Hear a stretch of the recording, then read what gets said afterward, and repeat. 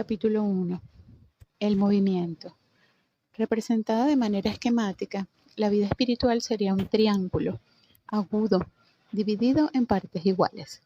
La menor y más aguda señalando hacia lo alto. Al ir descendiendo, cada parte se hace más ancha, grande y voluminosa. El triángulo tiene un movimiento lento, escasamente visible, hacia adelante y hacia atrás. Donde hoy se encuentra el vértice más alto, se hallará mañana.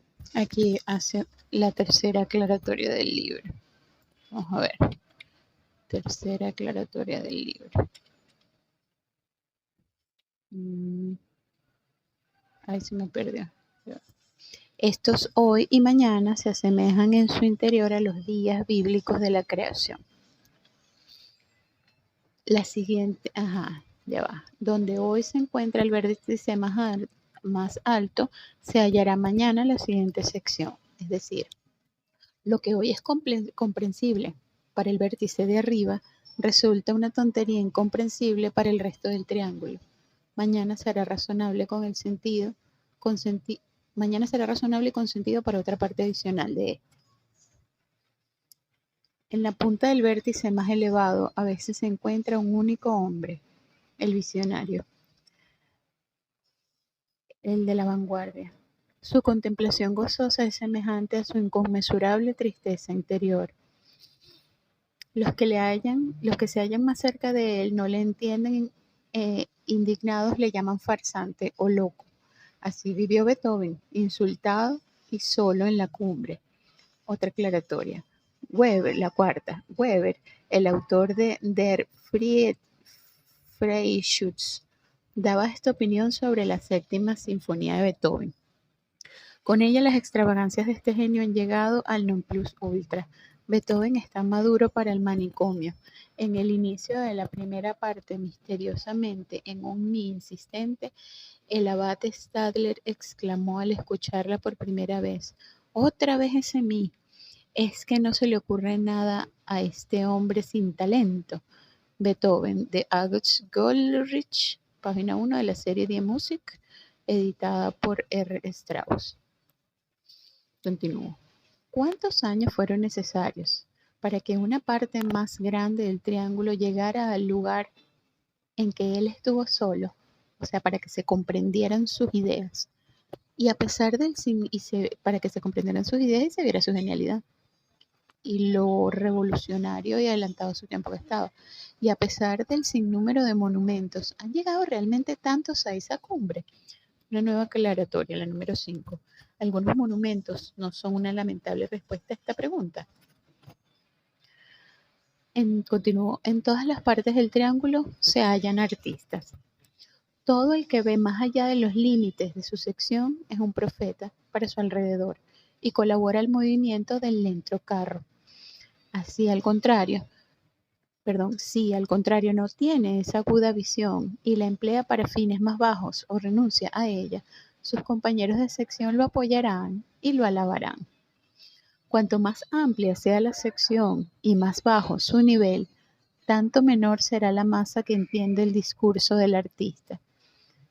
Naturalmente, cada parte tiene, consciente o, la mayoría de las veces, inconscientemente, hambre de pan espiritual. Este alimento se lo dan sus artistas. Mañana la sección siguiente tenderá sus manos hacia el que en esa parte inferior no fue entendido. Esta exposición esquemática no concluye la imagen completa de la existencia espiritual.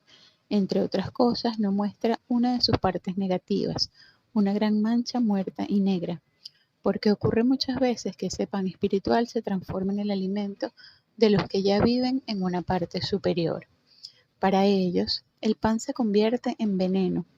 En dosis ínfimas se comporta de tal forma que el alma desciende lentamente de una parte superior a otra inferior. Ingerido en grandes dosis, el veneno lleva a la caída, que envía al espíritu a partes cada vez inferiores. En una de sus novelas, Sienkiewicz compara la vida espiritual con la natación. Quien no trabaja infatigablemente y lucha sin detenerse contra el naufragio, termina por hundirse irremediablemente. Voy a colocar esto en una cita. Las cualidades de un ser humano, de talento, en el sentido del Evangelio, se transforman en una maldición, no únicamente para el artista que lo posee, sino para todos los que comen el pan venenoso. Voy a anotar esta cita. Esto está en la página 10. Okay. El artista emplea su fuerza para satisfacer bajas necesidades. De una manera aparentemente artística ofrece un contenido impuro, atrae hacia sí los elementos débiles, los mezcla continuamente con elementos malos, engaña a los hombres y colaboran a que se engañen a sí mismos, convenciendo a todos de que tienen sed espiritual y que pueden saciarla en una fuente pura. Obras así no llevan hacia arriba el movimiento, sino que lo detienen, atrasan a los elementos progresivos y extienden la peste a su alrededor. Voy a volver a leer esto. El artista emplea su fuerza, o sea, el artista que come el pan venenoso. Y el pan venenoso es en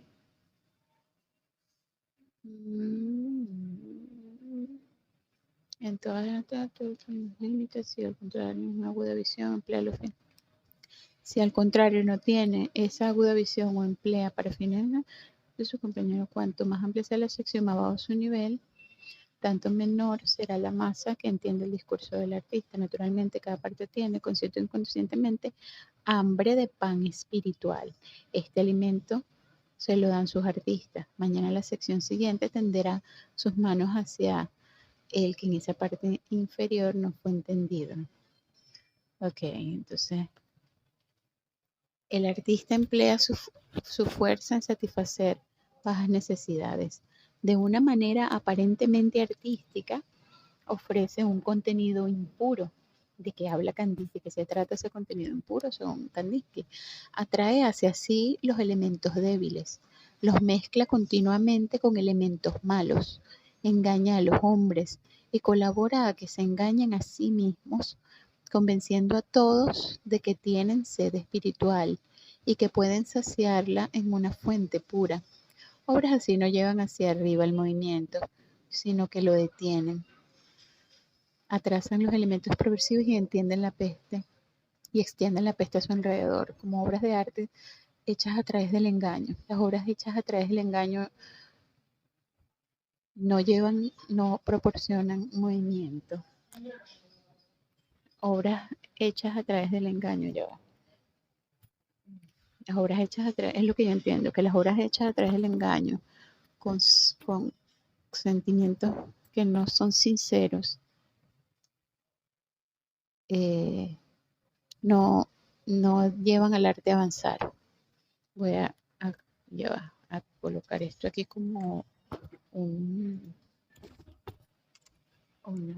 cita, página 10, y en la reflexión voy a colocar, entiende que quiere decir que las obras hechas mediante engaños que no hablan con sinceridad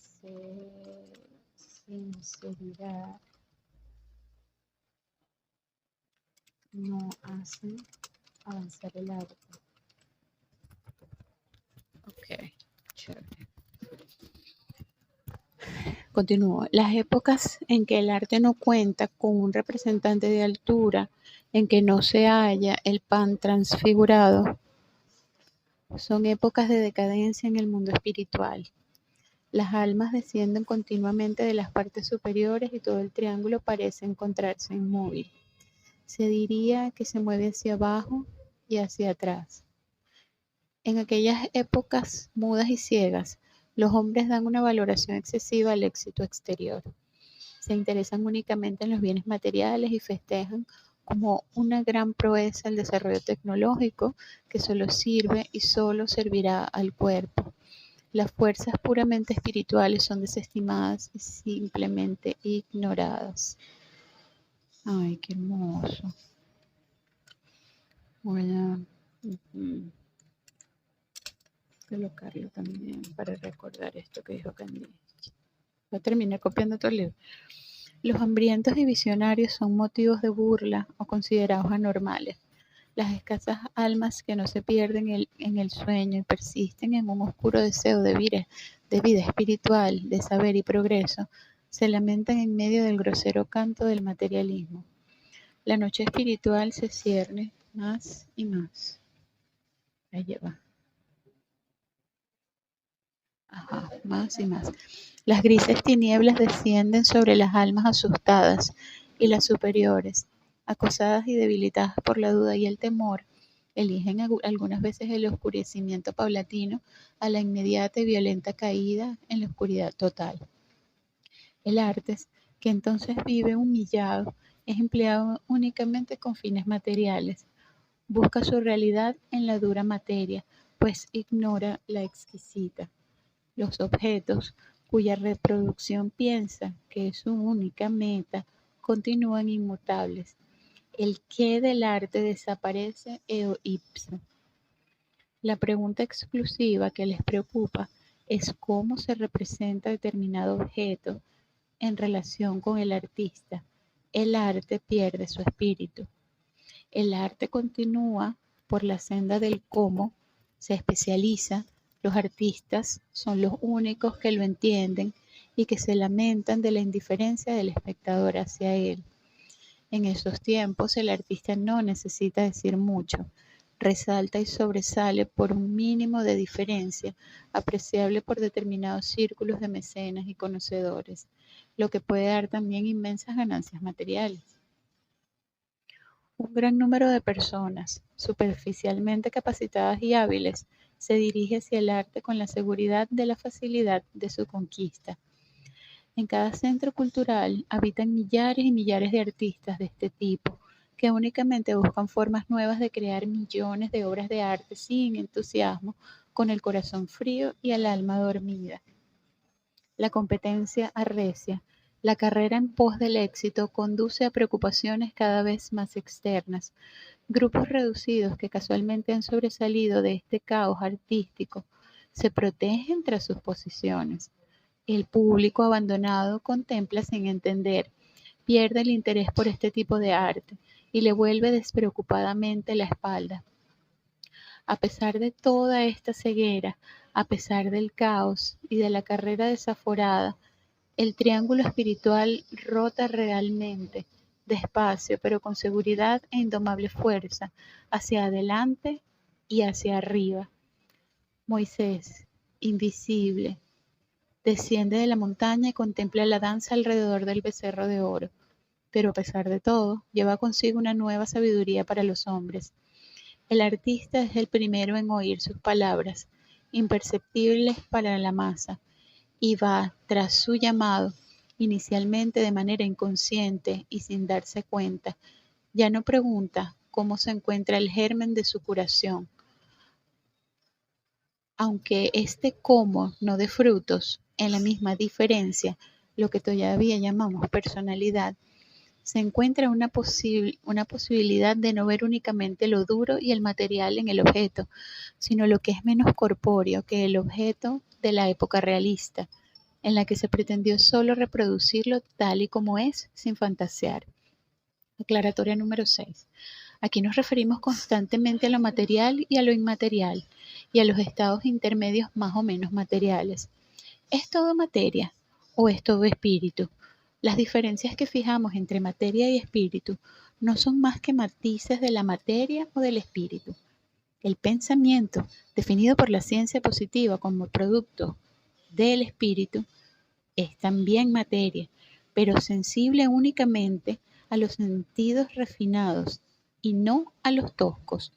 Es espíritu lo que la mano no puede tocar. Aquí, en este pequeño libro, no puede discutirse más extensamente el asunto y por ahora basta con que no se tracen fronteras muy estrictas. Ya va. Wow. Además además de cómo encierra la emoción espiritual del artista y es capaz de irradiar su experiencia más útil, el arte emprende el camino en el que más adelante hallará el perdido que constituirá el pan espiritual del despertar que empieza. Este qué no es el qué material y objetivo de la época superada, sino un contenido artístico, el alma del arte, sin la que su cuerpo, el cómo, no puede tener una existencia plena y sana, al igual que un individuo o un pueblo. Este qué es el contenido que únicamente el arte puede tener y que únicamente el arte puede expresar claramente con los medios que le son propios en exclusividad.